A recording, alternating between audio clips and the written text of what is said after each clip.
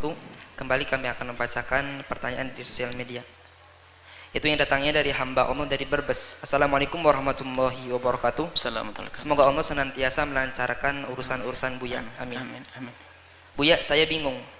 Saya benar-benar ingin menikah dengan calon saya, tetapi bapak saya belum merestuinya karena masih ada kakak perempuan saya yang belum nikah. Calon saya sudah datang ke rumah mengkhitbah saya. Calon saya sudah ngomong bahwa menikah melewati kakak itu tidak ada di Al-Quran dan hadis. Tetapi orang tua saya bersikukuh untuk tidak boleh melewati kakak. Apakah saya seorang perempuan boleh menikah secara diam-diam tanpa sepengetahuan orang tua saya? Kalau boleh, siapa yang akan jadi walinya? Baik. Sebelumnya terima kasih Buya. Baik, bismillahirrahmanirrahim. Melangkai kakak tidak ada larangan. Yang ada adalah justru perintah. Bagi siapapun sudah waktunya menikah, hendaknya menikah, biarpun harus melangkai kakaknya. Lah kakaknya belum pengen nikah. Kakaknya kelas-kelas Robiah Adawiyah, nggak pengen menikah sama sekali. Masa korban adiknya harus jadi korban semuanya? Nggak ada urusan. Kebalikannya, tidak ada larangan melangkai kakaknya.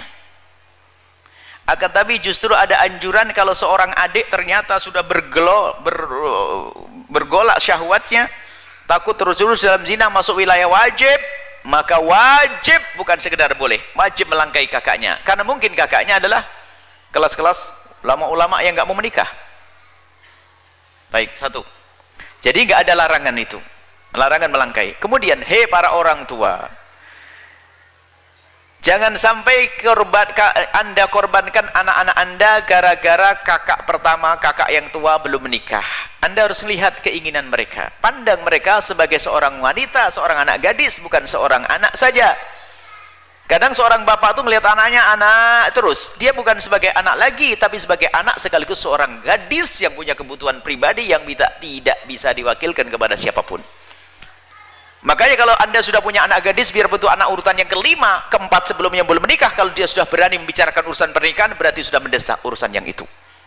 Dan itu tidak bisa diwakilkan kalau tidak ada jalan halal, adanya jalan haram, naudzubillah. Maka jangan sampai orang tua keras kepala. Sudah kepalanya keras lagi kepala. Urusan pernikahan, enggak, kakakmu belum menikah, enggak boleh. Subhanallah. Akhirnya apa? Seorang anak perempuan tersebut akhirnya tetap menjalin hubungan, masuk wilayah zina, dosanya diberikan kepada sang anak, dan bapaknya pun mendapatkan bagian gara-gara mempersulit pernikahan anaknya. Hati-hati. Kemudian, hei kakak yang dilewati, awas, hati-hati. Jangan muncul kebencian di hati Anda karena adik Anda menuju kemuliaan. Justru bisa jadi pintumu akan dibuka oleh Allah setelah adikmu menikah. Sebab sudah ditulis di Lauh Mahfuz bahasanya adikmu nikah duluan. Kalau adikmu tidak nikah, kamu tidak nikah, Kak. Paham? Makanya kalau adiknya mau menikah itu langsung, barangkali memang pintuku lewat kamu, Dek. Cepet, Dek, nggak apa-apa, Dek. Kalau sudah ditulis adiknya nikah duluan kemudian belum nikah, ya Anda tidak bakal nikah. Maka kalau adiknya mau nikah, Kak, saya mau nikah dulu. Iya, nggak apa-apa, Dek, ini. Kalau gue pakai dulu. Saya ini, Masya Allah, dukung adik yang mau nikah. Jangan muncul kebencian. Awas, hati yang busuk jauh dari kemuliaan. Jauh jodohnya tambahan. Kalau ada kakak, adik yang menikah cemberut, nggak ketemu, nangis, nggak mau hadir, pergi, wah, itu model-model kakak yang susah. Kalau pada suaminya bikin susah juga itu orang. Hati-hati. Karena hatinya hati busuk. Lapang hati pada anak. Baik, kemudian setelah itu, ini pertanyaan satu, nasihatnya 4 loh ya. Ya, nasihat yang kedua, Anda kalau ngelamar orang jangan ngancam mertua. Melamar ngancam mertua, gak ada Al-Quran segala macam. Ente ini mantu apa ini? Ya, no, dalam Al-Quran tidak ada. Sudah, bukan bagianmu yang ngomong, hei calon mantu. Ini bapaknya tersinggung nih, ini pakai Quran. Padahal sebetulnya bisa saja calon mertuanya pengen nolak, cuman bahasanya halus. Adiknya belum nih, kakaknya belum nih. Padahal mah nggak seneng, bisa jadi begitu. Anda pokoknya kalau Anda ngelamar seseorang, alasannya apa saja, sudahlah mundur saja. Banyak nona-nona yang lain kok. Pusing. Ini kadang-kadang memaksa. Kalau alasannya apa kok saya ditolak? Kalau disebutkan alasanmu, nangis kau.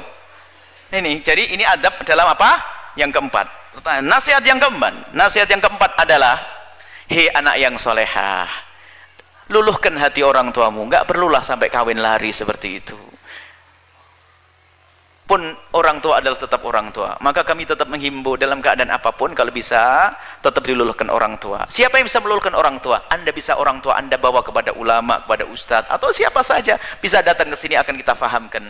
Kami menghimbau jangan melakukan. Kalau masalah menghalalkan pernikahan gampang dalam secara fikih. Anda pergi 2 marhalah menikah dengan siapa saja, oleh siapa saja, hakim dan sebagainya bisa. Cuman Anda akan melanggar orang tua. Apa yang terjadi pada orang tua? Bisa marah kepada Anda. Yang merawat Anda mulai kecil tidak Anda anggap. Khawatir itu bentuk kedurhakaan. Cuman pada dasarnya memang begini bunyinya. Jika ada orang tua yang adl itu adalah seorang bapak yang melarang anak gadisnya menikah dengan laki-laki yang sudah sekufu, satu pangkat, layak, maka orang tua ini dosa. Dan seorang anak gadis boleh menikah dengan hakim yang menikahkannya. Cuman ini kan terjadi pertentangan. Ini kan secara fikih boleh menikah, cuman tidak mesra dengan orang tua. Tapi kalau dihadiri orang tua kan indah. Cuman saya tidak tahu tentang keadaanmu wahai yang bertanya. Jika memang keadaanmu derajat darurat, syahwat yang sudah mungkin tidak bisa ditahan, takut misalnya wilayah zina, Anda bisa saja menikah dengan kiai di mana saja, dengan hakim di mana saja, boleh. Akan tapi himbauan kami, tetap orang tua nomor satu kan. Selagi Anda masih bisa menahan, orang tua harus Anda mendapatkan restu dari orang tua. Nasihat yang keempat nih. Yang kelima, habis waktu sudah. Coba yang tanya itu praktis-praktis gitu. Jadi karena kalau saya jawab ini dipikir yang lain belum kejawab, nanti salah paham lagi nanti. Selesai. Cukup.